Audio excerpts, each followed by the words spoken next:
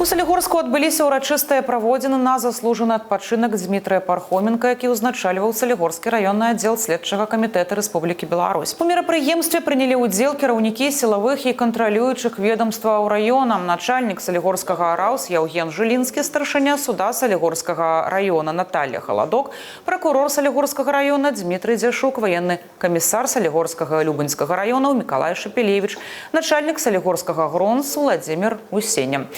Дмітрый Пархоменка прысвяціў службе ў органах папярэдняга следства амаль 3 дзесяцігоддзі. Свой прафесійны шлях ён пачаў у 1998 годзе з пасады следчага аддзялення па расследаванні злачынстваў па лініі крымінальнага вышуку. За гады бездакорнай службы ён прайшоў усе ступені кар'ернага росту ад следчага да кіраўніка раённага падраздзялення. На пасадзе начальніка Салігорскага РАСКа Дмітрый Пархоменка працаваў з чэрвеня 2024 года па ліпень 2026.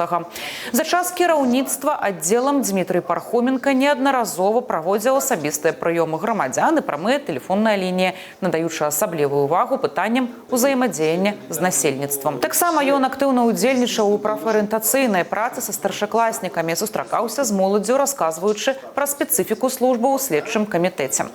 Калегі кіраўніцтва адзначаюць яго высокі прафесіяналізм, прынцыповасць і вялікі ўклад ва ўмацаванне законнасці і правапарадку на Салігоршчыне. Свой амаль 30-гадовы службовы шлях Дмітрый Пархоменка завяршыў у званні палкоўніка юстыцыі.